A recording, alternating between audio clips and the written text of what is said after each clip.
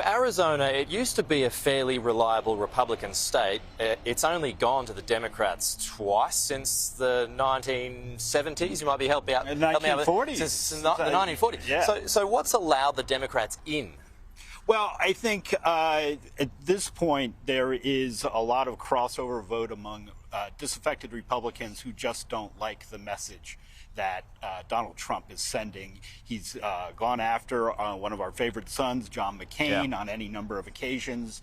And so that's still a factor, even though John McCain's passed. Yes, it's still a factor. Oh, yeah. I think there's a lot of people who care deeply about John McCain, who thought he was a very good senator for the state of Arizona, and they don't like the attitude that Donald Trump has about him. Okay, let's break down a couple of issues. What are the issues that will basically decide it for Arizona? I think the Democratic side, abortion remains a really important issue. We do have an abortion question on the ballot for the voters to decide, and so that's going to bring out a lot of Ds who care deeply about that issue.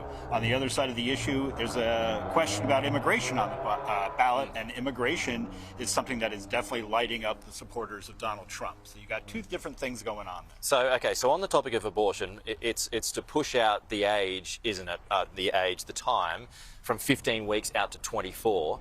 Will that be successful? There's nothing. It's probably going to pass. There's no specific weeks in there. It's about viability. Yeah. So that if medical viability is science around changes, 24 weeks. Exactly. Right. So they wanted to avoid that particular thing and just say viability. So yeah, that will.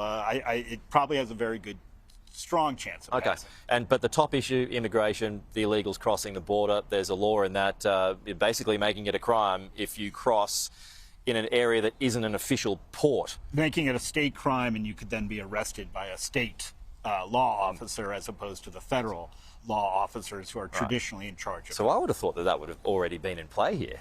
Well, there was an attempt at that years ago, and it got basically dismantled by the Supreme Court because it's a federal issue that the state's not supposed to be engaged in the and that's enforcement of. Some of the criticism, isn't it, too, from at least local enforcement, is that, well, there aren't enough police, there aren't enough state resources to be able to deal with that influx. Yeah, it's got to be a federal problem. Yeah, they've got a lot on their plates already, and they don't need that additional responsibility of arresting somebody. And then, you know, there is really no existing legal way to deport somebody via the state. It has to be done by the federal government. So it's a mess. Let's just close on the issue. Who is going to be the next president? How's that race shaking down here in a state like Arizona? We are not going to know until days after the election because it takes a certain amount of time to check what are called early ballots. This is in Arizona. In Arizona, you have to check a signature on them. So they're going to be counting ballots for a week after the election. So we're not going to know. But I do know that both teams have brought an amazing number of surrogates to the town. The vice president has been here. Tim Walz has been here. Donald Trump has been here. J.D. Vance has been here. Obama has been here. We have never seen this kind of attention on Arizona before, and that builds enthusiasm among your volunteers. So what do you think that is? That it could well come down to this? It could well come down to all these folks coming out here and urging people to get out and vote and to volunteer and driving that ground game and the turnout game.